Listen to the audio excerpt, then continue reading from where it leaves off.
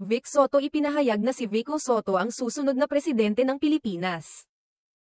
Tila nagbigay ng mensahe si Vic Soto, host ng Eat Bulaga, na may malaking plano para sa anak niyang si Pasig City Mayor Vico Soto, na ipinakilala niya bilang magiging susunod na Pangulo ng Pilipinas.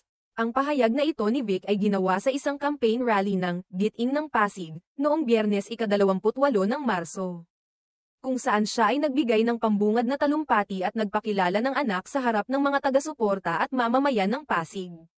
Sa kanyang pagpapakilala kay Mayor Vico, ipinahayag ni Vic Soto, "Mabuhay kayo, mga Pasigenyo. I'm very proud of you. Ito na po, ipapakilala ko na po. Alam nyo naman siguro kung kanino nagmana. Kanino pa? E di sa nanay, Connie Reyes," biro pa ni Vic.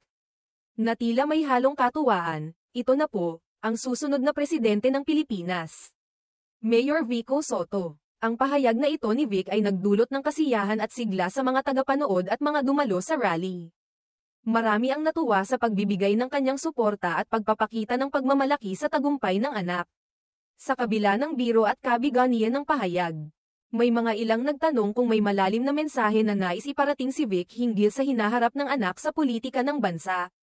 Matatandaang si Mayor Vico Soto ay naging isang popular na personalidad sa politika ng Pasig, partikular na nang magsimula siyang maglingkod bilang alkalde. Ang kanyang mga programa at reforma sa lokal na pamahalaan ay nakatulong upang mapabuti ang mga serbisyo at pasilidad ng Pasig City, na siyang nagbigay ng mataas na antas ng pagtanggap mula sa kanyang mga kababayan. Dahil dito, natural lamang na may mga tao na naghahangad na mas mataas na posisyon para sa kanya. At may mga nagsasabing posibleng tumakbo siya sa pagkapangulo sa hinaharap. Isa na dito si OG Diaz, isang showbiz insider, na nagbiro at nagmanifest na si Vico Soto ay magiging pangulo ng bansa sa taong 2034. Ang mga ganitong pahayag ay nagpapakita ng mataas na pagtingin at suporta kay Mayor Vico. At marami ang naghihintay ng kanyang mga susunod na hakbang sa larangan ng politika. Bagamat hindi pa ito kinumpirma ni Vico, malinaw na marami ang nag-aabang sa kanyang mga plano at posibleng landas sa hinaharap. Sa kabila ng mga papuri at pananaw na mayroon ang marami para kay Vico, isang importanteng bagay ang dapat tandaan. Ayon sa ating konstitusyon, may mga kwalipikasyon na kailangang matugunan ang isang kandidato upang tumakbo sa pagkapangulo. Isa na rito ang edad. At sa kasalukuyan, si Mayor Vico ay may 35 taong gulang. Sa ilalim ng ating saligang batas, hindi maaaring tumakbo sa pagkapresidente ang isang tao na wala pang 40 taong gulang. Sa makatuwid, hindi pa siya kwalipikado sa posisyon ng pagkapangulo sa ngayon, ngunit hindi ito hadlang upang magpatuloy ang mga tao sa kanilang paniniwala at pagpapakita ng suporta kay Mayor Vico.